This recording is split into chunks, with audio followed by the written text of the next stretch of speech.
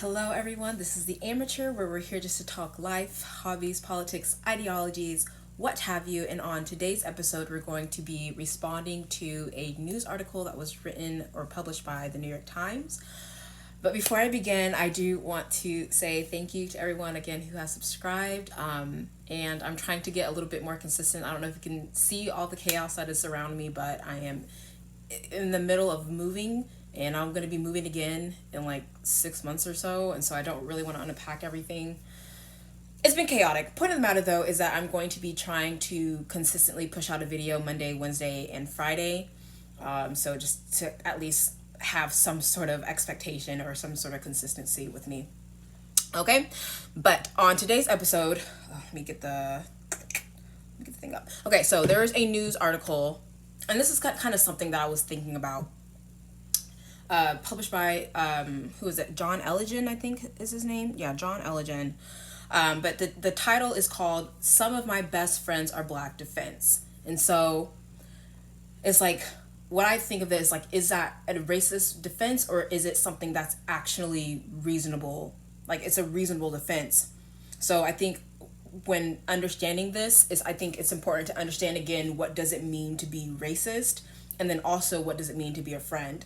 And so I've given my definition of racism, which is when you're holding someone's looks, particularly a ill-conceived concept of race, before anyone's actions, behaviors, their morals and their characters, their values, things that they believe. So racism is holding those superficial things before all of the deeper sentimental values and whatnot. That's how I'm defining racism. And then what does it actually mean to be a friend? And for me, as always, I always turn to the Bible for things when it comes to like relationships between one another. And really, like, the whole Bible is it's a relationship. It's a almost manual on how to look for the good things in a friend, be wary of the bad things to look for in a friend, and your companionships, the people that you're around, how you ought to form your relationships for like really anything, to include marriage, especially marriage. And that again will be another video. I have a laundry list of things that I need to talk about, and so hopefully we'll be getting through to these. But just like a couple of verses, so we can kind of set the scene for what I'm understanding what it means to be a friend. So we have in Proverbs, and there's a lot of stuff that's going to be going on in Proverbs. I think I've already gone on like a good rant on how beautiful of a book Proverbs is, especially as it pertains to wisdom. But Proverbs 18:24, a man of many companions may come to ruin, but there is a friend who sticks closer than a brother. Proverbs 13:20, whoever walks with the wise becomes wise, but the companion of fools will suffer harm. Proverbs 17:17, a friend loves at all times, and a brother is born for adversity. And then lastly, there's hundreds more scriptures that just talk about what to look for in a friend and what a good friend, what a true friend is. And so this one comes from the book of John, chapter 15, and it's kind of a long verse. I'm not going to read the whole thing, but it's essentially verses 12 through 17. And this says, "This is my commandment, that you love and unselfishly seek the best for one another, just as I have loved you. No one has greater love than to lay down his life for his friends. You are my friends if you keep on doing what I command you." And this is Jesus talking. "I do not call you servants any longer, for the servant does not know what his master is doing. But I have called you friends, because I have revealed to you everything that I have heard from my Father." And then essentially it ends on that you love and unselfishly seek the best for one another. So that for me summarizes what it means to be a good friend, like a true friend, that you love your friend. And to love is an action. It's not just an emotion. It's not just a feeling. Love is an action. It's to will the good of another, and to unselfishly seek what is best for another. So you're doing something for another, not because you aim to gain any sort of benefit from it or any sort of self-gratuity, but because you want that success. And so it might be something where you're sacrificing, which again, a big theme in the Bible is you're sacrificing something for the greater good of your friend. Okay. So to me, that's what it means to be a friend. And I don't think that you can, like, based off like my two definitions of friend and racist or racism, whatever, you cannot either, so if someone is saying that my best friend is black, meaning that they're someone that they would willingly lay their life down, that they continually seek the best for them, and they're not, it's not based off anything superficial, it's based off their character and how they aim to treat that other person. I don't believe that you can also be racist, in the terms of that you are only looking at the superficial things of others. I think there's definitely a balance between understanding when someone is actually a friend or not. So you can say somebody is your friend but not actually be their friend, and you might have racist tendencies. I can't really say that for sure or not, but for me those two things are incompatible, to be someone who's racist and also actually like to be what it means to be a friend to somebody. So for me, like when you see it, like I think when we hear that phrase, as far as like, well, but how can I be racist? My best friend is black. There's like, well, are you actually their friend, or there might be other things going on, but theoretically it should be that you can say, how can I be racist? My best friend is black, meaning that whatever you think the behavior that I'm attributing to someone else has to be for something other than race or skin alone. It's like maybe that person that I was treating whatever specific way was coming at me sideways or was doing XYZ, but it wasn't just because that person was black or white or whatever skin tone or whatever, again, ill-conceived concept of race is. So those are my thoughts on it. Again, it's like it's a reasonable response depending on what it is, but obviously I think if you're not actually racist under the terms that I've previously described, I wouldn't get too upset of someone who is actually racist calling you racist. Like pot call the kettle black. I don't think I said that right. I feel like I'm low-key dyslexic, or I just speak too fast. Okay, but without further ado, we'll go ahead and get into this article. So this is from the New York Times. It says, "The sum of my best friends are black. Defense, it's a myth that proximity to blackness immunizes white people from doing racist things." So this is written by John Elligan. This was published February 16th, 2019. And I don't really know much about this John Elligan character, but I don't know how he's describing racism, because all the newer terms nowadays are always putting it into this framework of marginalized, and only if you have power can you be racist, and like all these other stupid nuances that don't actually make sense to the term. But I feel like that's where he's coming from here. But we'll go ahead and read the article. So it says, "The people in the town where Ralph Northam, Virginia's governor, grew up want you to know that black and white people got along just fine when he was a kid there in the 1960s and the 1970s. His high school in Ononcock, a fishing village on the state's eastern shore, was evenly split between black and white students. They played basketball and football together, went crabbing and fishing, and shared the counter at Wise's drugstore. They want you to know that Mr. Northam, 59 and white, did not have a racist bone in his body because, well, he had black friends. He is the last person on earth that would be racist," one of Mr. Northam's white childhood friends, Harry Mears, told me when I visited Ononcock recently. "We have just as many black friends together as we do white friends. That's why those who knew him well say he could not have had any bigoted intentions when he darkened his face with shoe polish to dress like Michael Jackson for a dance contest in 1984. It's highly unlikely, they say, that he would put a photo on his medical school yearbook page of a man in blackface standing next to someone wearing a Ku Klux Klan robe. Mr. Northam's defenders are channeling a tried and true myth, the belief that proximity to blackness immunizes white people from having attitudes that are rooted in racism or doing racist things." So, just to pause here, so what this sounds like, because I actually haven't read the article fully, so we're learning this together. What I'm seeing right now is just kind of this, there's going to be like a trend towards blackface, and I understand why blackface is wrong-ish. I'm going to say wrong, but it's like it's not a good look as far as with how it was pretty much created as a caricature of black people, and they would make their faces super super dark, and their lips were like either white or like pink, and you have the again like that caricature of what black people don't actually look like that, and kind of exaggerating the features of black people, especially when we talk about, you know, voluminous and voluptuous lips, because that is a trend among black people, like, yeah. And so I kind of understand that, but I also think blackface is probably the lowest grievance that anyone should have of any level of racism, because it's just like, I don't know. I think it's something for me personally. It's like, why would I get offended at someone else's stupidity? You know, because like if I see someone in blackface, like that doesn't represent black people. I don't know. I think it's something where I don't take it personally, and I get why other people can.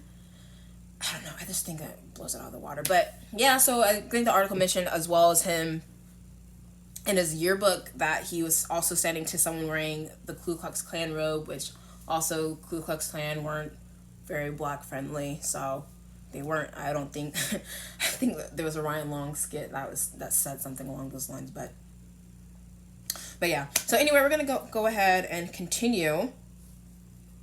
Oh wait, no, I did want to address the myth that proximity to blackness immunizes white people from having attitudes that are rooted in racism. Like, this is such a word salad of a statement.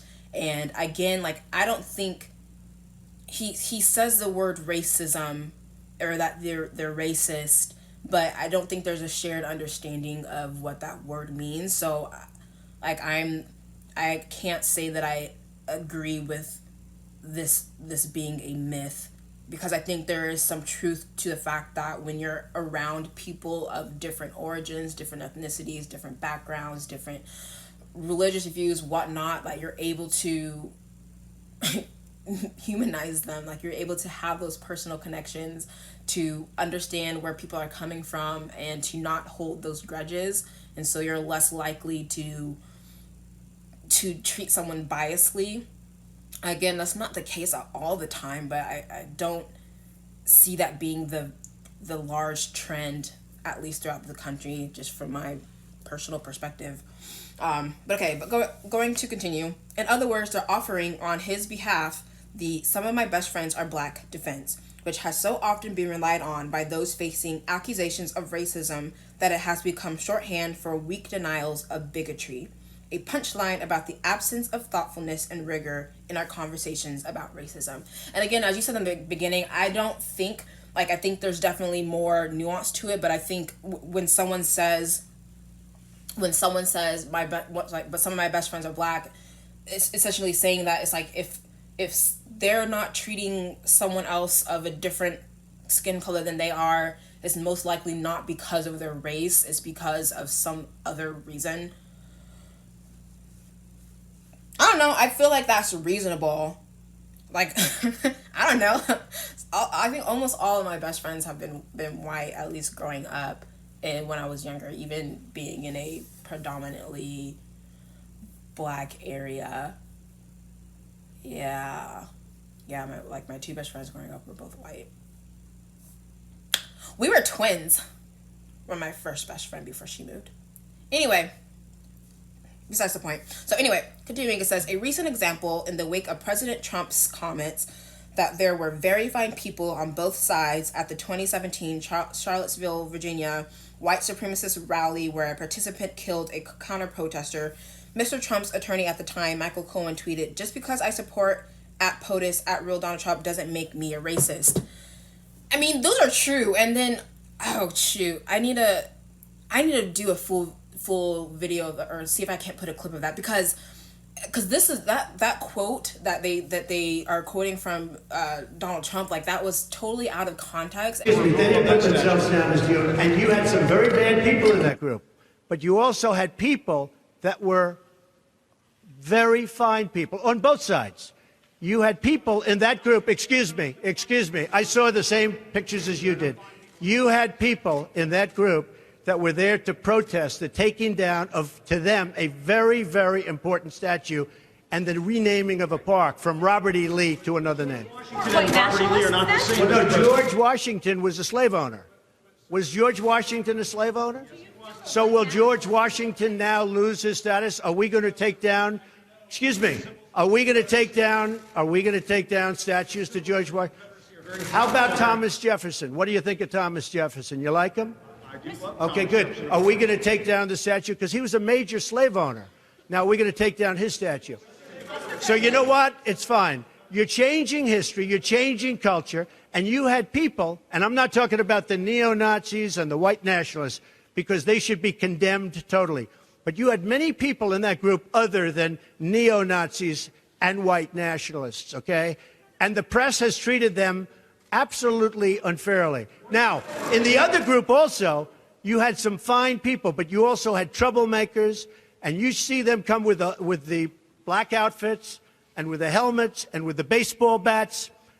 You had a lot of bad people in the other group too. And the entire liberal media keeps running with that, but he wasn't talking about the white supremacists. He was talking about the fact that there are two people protesting two different things, and it wasn't because of race, but there were racists that were promoting white supremacy. I want to say he denounced that. He's denounced racism so many times. It's like ridiculous, actually. But anyway, but also, just because you support the POTUS doesn't mean that you're racist. But again, it's like, what are you defining as racist? If you're defining racist as if you're white and anything you do towards a black person is racist, which is what it's seemingly like, that's kind of where that definition seems to be trending. It's like, sure, if that's how you're quantifying racism, but if that's how you're, defining racism, then again, like, every white person is racist and also means literally nothing. It literally means nothing. So if you're going to be defining racist as, again, you're holding someone's skin color as the first and foremost way that you ought to treat somebody based off any other weird biases or not, that is racist. But anything else is just your made up words, actions, or whatever. Anyway, continuing. So yes, you can support President Trump and not be racist, and that's a valid statement. You would have to prove racism.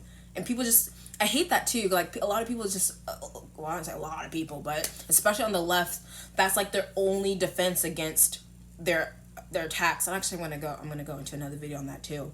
But essentially it's just like, oh, well, you don't agree with me? Well, you're racist. Or you didn't like what you didn't like Barack Obama, you didn't like the stuff that he pushed out, you're racist. And it's just like, no, there's a little bit more that goes into this. Doesn't make sense. Okay, but continuing, it was accompanied by a collage of photos of Mr. Cohen with black people. The subtext was clear: some of my best friends are black. Mr. Cohen was thoroughly mocked on social media, but his response revealed a common line of reasoning. Why would anyone share a laugh, meal, or kiss with black people if he thought poorly of them? How could he invite them into his home if he saw them as inferior? That is a great question. This thinking, scholars say, is steeped in complicated social factors, from a reluctance to have blunt conversations about race to a failure to acknowledge racial differences or racial difference altogether. Pausing again, because we've established, like, even freaking everything's gonna be all white has established that race in and of itself is a completely social concept that's like only given value because people are making it have value, especially when you're doing things like teaching CRT in schools and teaching kids that they have to look at how people look, they have to look at their race in order to understand where they fit into this social victim hierarchy. And it's just like, and it's by doing that, it's by that action that you're teaching kids to hold certain values to skin color, which is like completely against the point of what we're supposed to be doing here. But so it's so what I've been saying is, like, we're not stupid. We all have eyes. We can all see that we look different, but the point is, and we can acknowledge that we look different, and like that's okay. So as far as with understanding these racial differences, but when you make race the point of determining behaviors and how people ought to be treated, that is where you're going to get into racism. And racism is a two-way street. Like, If you're going to be racist against white, you're going to be racist for black. You know what I'm saying? You can't have one without the other. So if racism is going to be a thing, it's going to be a thing. Like, we can't keep doing this, people. Okay, so anyway, continuing. So that's why after a white person's proclamation that he has black friends often comes as an insistence that he doesn't see color, a trait that some of Mr. Northam's friends declared was a virtue of those in their community. So again, it's like it's not about not seeing color, because again, like I said, we're not blind, most of us. Sorry, that was a low joke. But anyway, most of us can see. We can see in color. Like we see the differences, but it's the fact that we're looking past the superficial into someone's spirit, into the things that they exude and the things that they uphold. And like, okay, that's a person that I can get behind. That's a person that I want to be my friend. That's a person that I look up to. That's a person that I really want to follow in those footsteps because of the way that they behave, the things that they do, the things that they believe, the things that they say, etc. And that's independent of skin. Which, again, like, a lot of people's like, race is more than skin. It's like, yes, but no, yes, but that's not how we do it here in the United States, unfortunately. But anyway, so Mr. Northam has been deeply apologetic for his racist missteps and said he has a lot to learn. But he did give a nod to his black friends the day after the racist yearbook photo surfaced. He said, I was in public school during desegregation during a news conference, at which his discomfort discussing race showed at times. I have a lot of African American friends that I went to school with, played ball with, and I suspected I've had as much exposure to people of color as anybody. People of color. So how could someone with so much exposure to black people still use blackface? How could he do something that reflected, under the most generous interpretation, such obliviousness and insensitivity to a well-known symbol of America's racist history? You live in a society that's constantly giving you messages of white as the ideal, said Robin DiAngelo, the author of White Fragility, Why It's So Hard for White People to Talk About Racism. So a white person can develop a close bond with someone who was black, but still come away feeling superior to African Americans and harboring racist stereotypes, Ms. DiAngelo added. That's such a big jump. Like, no. No, I mean, again, it's like if you're actually talking about the true definition of a friend, which is, again, willing the good for the other, loving the other, unselfishly seeking their gain and their gratitude, and again, I think the symbology that Christ says himself is that you're willing to lay down your life for your friend. Like, that doesn't compute. And again, whatever their concept of racism is already warped into something that's racist in and of itself. Ugh, so annoying. So annoying. Okay. But anyway, so that complicates an ideal that many hold dear, integration. Living among and interacting with people of different racial and ethnic backgrounds, scholars tell us, is supposed to help us understand one another better and bridge racial divides. But building meaningful relationships across the color line can be difficult, in large part because race remains a touchy subject. Race really isn't a touchy subject. It's just people are stupid and they use it as a weapon. They use it as a shield rather than getting past race in and of itself to the point of how is it that we ought to treat others despite someone's race or in spite of someone's race or not because of someone's race, because we're all human. And there's a theme here. I don't know if you're hearing it. Stop being so freaking superficial. But anyway, many white people are uncomfortable talking about race or defensive against accusations of racism, according to academics. Well, duh. No one likes, like, if you're not racist, no one wants to be accused of something they're not. Like, of course they're gonna get defensive.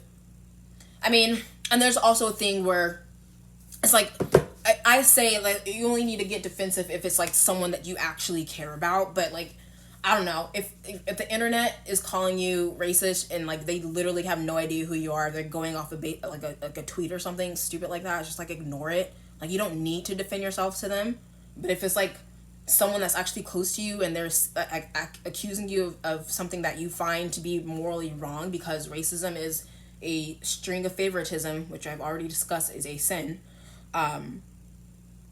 you might get defensive, like, okay, you're gonna call me this, especially if you're even if it's not someone you know, but you're talking to them on that personal level. Because I think I want to say it was like some of who is his name, Steven Crowder, I think that's him, Steven Crowder, the other guys in Daily Wire and Turning Point UK and all that stuff. I can't remember. Charlie Kirk, I think his name. Like, all those people, they get called racist a lot, and then they're like, okay, where's your evidence? Like, you're gonna make such a harsh accusation, because being called racist isn't fun. And it's not a good thing. But it's just like, oh shoot. But like, most people aren't fond of being called racist. But I think you just gotta take into account like who's actually doing the name calling, and when you need to actually rebut and defend yourself, or even for the point with freaking Kyle Rittenhouse and all the claims of him being a racist and a white supremacist. And I think he's taking it to court, finally, somebody to sue the media for slander or libel or whatever one it is, for speaking or defamation. One of those things. The point of is saying falsehoods without the evidence to support it, and just calling someone racist because they're white is like, that's not how any of this works. Oh my goodness, this is going longer than I thought. So oftentimes they're just not equipped to do it. And said Debbie Irving, a racial justice writer who is white. Instead of listening and offering support, they tend to make the conversations about themselves, said Miss Irving, the author of Waking Up White and Finding Myself in the Story of Race. If anybody's in distress, who do you call? She asked. White people will very rarely be that for a person of color, unless that white person has done work in understanding racism. It's like, what kind of sentence is that anyway? Like, how does that make sense anywhere? It's like, you're gonna call someone that you're close to if you're in trouble, and that's not because someone is white that they're not gonna be called. It's like, you already see, like, people will have their social groups. It's just like, it's not dependent on race. It's just dependent on the closest of the relationship. And it's not saying that, it's like they're trying to say that white people can't be close to black people, but I just know that's not the case for a lot of people out there. Like, for me, even myself, is like, I'm gonna call my sisters. I'm sorry that my sisters are also black with me if I'm in distress, I don't know. It's so dumb. Okay. So, absent deep, honest conversations about race with their black friends, white people can be left with superficial relationships and without a real understanding of how race plays out in a black person's daily life. Having black acquaintances and having black friends is different, said Nick Adams, a television writer who is black and the author of the book Making Friends with Black People. But sometimes it's the relationships that white people have with black friends that can lead them astray. They can be lulled into a false sense of familiarity that might have them pushing boundaries better left untouched.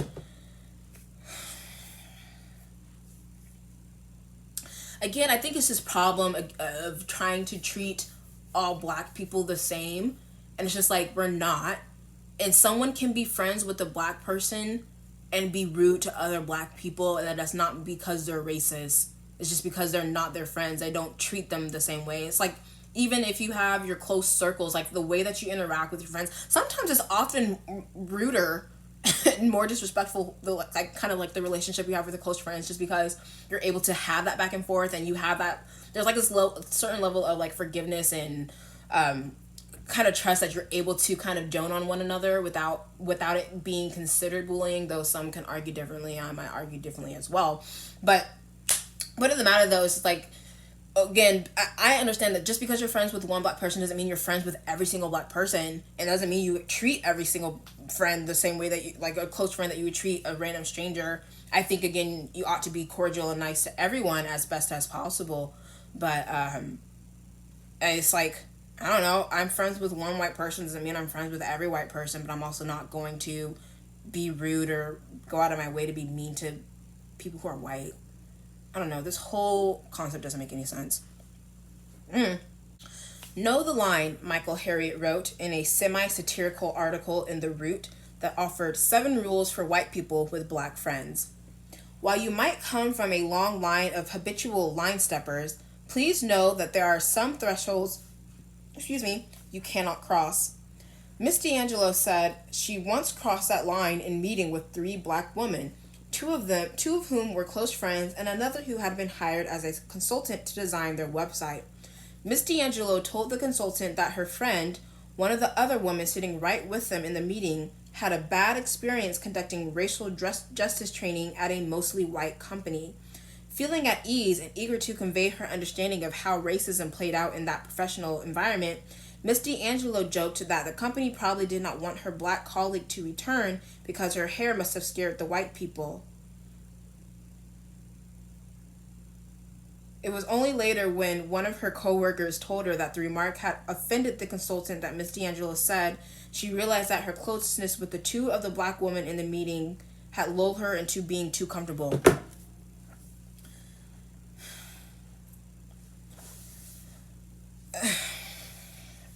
I mean, I think I said it. It's like, just because you're friends with one black person doesn't mean you're friends with all of them. But it's like, also, not everything is racist. And what I'm seeing here, especially with all the, like, this was in 2019, but with all like the trends of teaching people to be less white, like, I'm certain that this was a case where it was a primarily black woman teaching a room of mostly white people that they're the devil. Like, you're white, so you're racist. I'm pretty sure there's a TikTok that was circling of someone doing exactly that. So it's like, these are the type of people, again, that are already having race being at the forefront of their mind of how they see the world. So it's like, there's already some level of bias in the things that they're working with. But okay, so she said, I just kind of took for granted a relationship that I did not have. She said, the black friend as a buffer dates to the days of slave owners painting a false narrative that they were beloved by the African Americans they subjugated. Okay, let me read that again because I think I emphasized the wrong words. The black friend as a buffer dates to the days of slave owners painting a false narrative that they were beloved by the African Americans they subjugated. The slave owners sought to justify how their racial hierarchy harmonized relationships between a dominant white race against a subordinate black race. Tyler Perry, not to confuse with Medea Tyler Perry, an associate professor in African American Studies at California State University, Fullerton wrote in the Black Perspective blog. Again, I'm sure there's probably some truth to that, especially with a lot of the things that slave owners were doing to kind of justify their slavery. I don't think all slave owners, though, were the whip you into shape kind, as far as like some people probably treated them more like maids and butlers of a communal, like a mutual type of relationship that you would have. And I think I said in previous videos, like, it's not a bad thing to be a servant. It's not a bad thing to be a maid or someone's butler. It's a matter of it being choice and mutual, and that you're paying the other. So I think even the Bible talks about this, as far as with like, if someone's willing to be that person for you, that you're paying them back in, you're providing them food, you're providing them housing, you're providing them clothing, and that's the things that they want. Like, it's like if it's a mutual exchange. I'm not justifying or defending antebellum slavery, though. I don't know how that came across, but those are two completely different things, where one is by choice and one is not by choice. Okay. Continuing, so Mr. Perry recounted how George Fitzhugh, a supporter of slavery, blamed Northern abolitionists for interfering, saying in 1854 that the white Southerner is the Negro's friend, his only friend.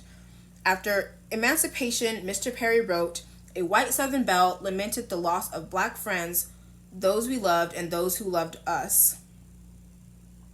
People whose careers center on examining and repairing racial inequality tend to say that being willing to see color and talking about what it means is one part of how white people can turn their black friendships into something that broadens their horizons on race. Don't broaden anyone's horizons on race. Like, don't do that. Superficial. Race is the most superficial thing about anything. If you want to talk about culture, which is a little bit deeper than just race alone, because culture doesn't depend on race, it can be connected, it can be correlated, but they're not the same thing. Like, we can talk about that, but just, again, race in and of itself, no. This whole article is just So booty. Okay, we're almost done. I think I have like 2 more paragraphs. Okay, so unless one increases their conscious awareness of U.S. racist history and connects the historical dots to the continued present-day effects of our societal order, one cannot even begin to understand, much less address, the issues of racism in America. Kimberly Norwood, a professor of law and African American studies at Washington University in St. Louis, wrote in an email. This is like, again, this is CRT right here. To increase your consciousness or awareness of race is like the exact opposite of everything we're supposed to be doing when you're talking about content of character over color of skin. Like, what's not clicking, Steven? What's not clicking, Steven? You know? So it's just like, you should understand that, again, understand people look different. We look different. Like, I'm sorry, we live in a world where we all come from different backgrounds. There are different, we're not the same. That's the beauty of it. We don't look the same, but to make that be the focus of how you ought to look through the world, which is what CRT does, is not the way to go. I don't know how much more I can stress that.